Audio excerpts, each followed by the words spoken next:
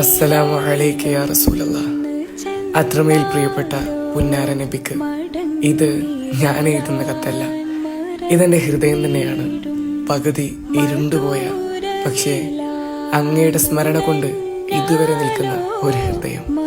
നബിയെ, ഞാൻ അങ്ങയെ കണ്ടിട്ടില്ല, പക്ഷേ അങ്ങയുടെ പേരിൽ എൻ്റെ കണ്ണ് നിറയാറുണ്ട്.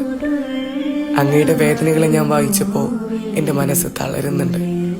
ത്വായിഫിൽ അങ്ങയെ രക്തം കലർന്ന കാലുകളിൽ നടത്തിയത് ഞാൻ വായിച്ചപ്പോൾ അറിയാതെ കണ്ണ് നിറഞ്ഞുപോയി.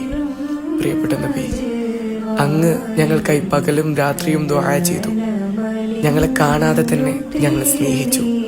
അവസാനം ഉമ്മത്തി ഉമ്മത്തി എന്ന് വിളിച്ചു കരഞ്ഞപ്പോൾ കൂടെ ഉണ്ടായിരുന്നെങ്കിൽ എന്ന് ആഗ്രഹിച്ചു പോകുന്നു. പക്ഷേ എനിക്ക് ലജ്ജയുണ്ട്. അങ്ങ് കൊണ്ടുവന്ന ദീനിൽ നിന്ന് ഞാൻ പലപ്പോഴും അകന്നു പോകുന്നുണ്ട്.